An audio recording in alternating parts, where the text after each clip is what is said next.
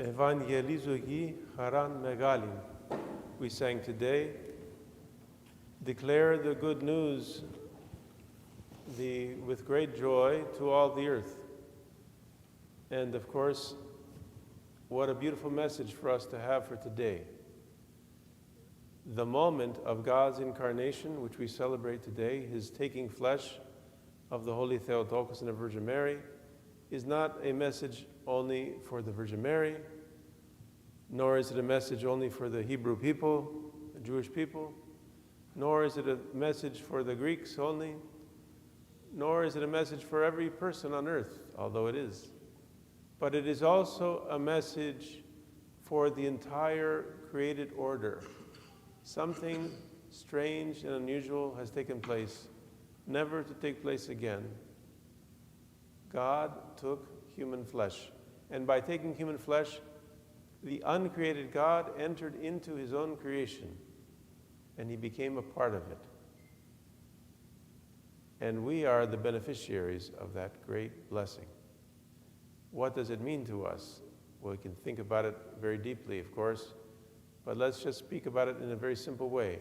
Everything that we see, everything that we can measure, everything we can smell, everything we can touch, has been sanctified by the incarnation of the Son of God. God took flesh. God became matter. God became something we can touch. And by doing that, he told us that all the matter that we see can be turned toward God and should be turned toward God for his glorification and, of course, for its sanctification in him. So all that we are then and all that we see can be made holy. We don't often think of that, I suppose, but there are some people in your lives who do those things that make their world a little bit more holy. Perhaps you have a neighbor, or maybe you're that person who is so good at gardening that people, as they drive by, they pause just to look at that yard to see all the flowers in a row and all the hedges so beautifully cut. And we think to ourselves, why does that person take so much time year after year to produce such a beautiful lawn or such a beautiful garden? But then we catch ourselves pausing there to admire its beauty. When we lived, I forgot now where we were living, but I think in Bay Village somewhere, in Cleveland, Ohio area, we used to go on walks, and there was a person who had cultivated a forest. Can you imagine? They took this forest that they had, it was part of the property of their home, and they took out all the invasive species and they planted other species that were native to the area, and they made the forest a beautiful place. It was and you wouldn't have known it except that we were walking that day one time, and they invited us to see their forest that they had spent so much time beautifying. And you think to yourself, well, why would you even do that? And if they were to die, the weeds will take over again. It'll be just like it was 10 years ago or 20 years ago. But that didn't bother them one bit. They knew that what they did was to make it beautiful. And then there are people who work in wood, and they create and fashion things, and you think, is that even a piece of wood? How does it do what they've made it to do? This icon screen, beautiful example of that. How is it so airy and light and yet holds up so much weight?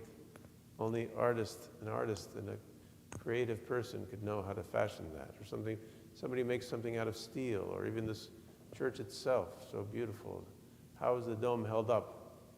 We don't even think about it. There are no columns holding it up, and yet it floats above our heads. And so many things that human beings can make and fashion, but not only things that are for usefulness, like computers and shovels and so forth, but things also that have no use other than to be adding beauty to the world.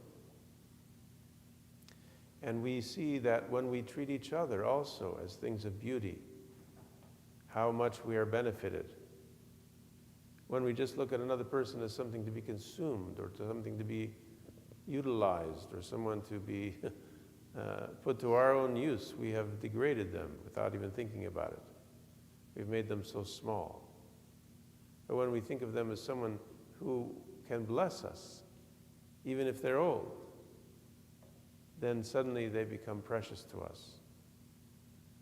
Our culture has forgotten many things. It used to be in our culture, we treated the elderly as the wise ones, and we went to them for advice, and sometimes even for their blessing. Before we made a big decision in our life, we went to the elder and spoke to that person. But now we think we know better, and we consult the wise Google or some other internet engine, and we think, therefore, we'll find more wisdom there. But what our elders had was also discernment and discretion. They had the experience of years. But when God became man, all that we see becomes wrapped into the garment of his plan for salvation. Everything. Everything.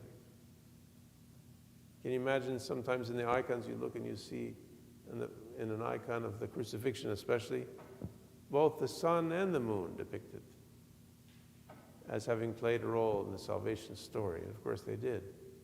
The sun veiled itself, the moon veiled itself at the crucifixion of Christ, and it became very, very dark during that hour or so that the sky became dark at his crucifixion.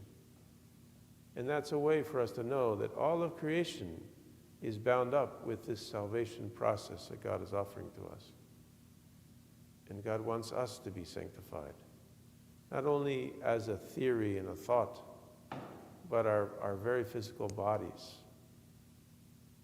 We have spoken many times about the relics of saints and how holy they are and how important it is for us to take time to venerate them. And we think, well, that's in the old world, they don't have those things here. And yet they do. In San Francisco, we have St. John Maximovich, incorrupt. And in Texas, I think in Dallas area, the OCA had a bishop, a very holy man, whose body incorrupt. And I'm sure there are other places too. And of course, in Pittsburgh, Pennsylvania, in the Saxonburg, we went to the monastery of the Nativity of the Theotokos, and there they have, not incorrupt, but the skull of Ironisa Taxiarchia. And you go and you venerate and you smell the fragrance that comes from her now long dead skull. And you think, how is that possible? And we see that God wants to transform not just us, but all of the created order. That is an important message for us to take away from today's celebration, because we need to see the world again, once again, as not only holy, but as having the potential to be even more holy than we see it now, and to treat it, therefore, with great care. We have our patriarchs telling us to be green, that is to say, to treat our earth with great care and great love. But we are rewarded when we do so. Every time we plant a flower, every time we fashion something out of the material that God has given us, we see its beauty, and the world becomes more beautiful to us. And every time we love someone whom God has made and fashioned, whether they be esteemed imperfect or not, whether due to illness or old age or some genetic flaw, still we see in them the beauty of God's image, and we rejoice. So that's my message to you today. Go into the world and be people who love it all, and just love it all, whatever you see today. Love it and embrace it. You might be a little bit silly if you go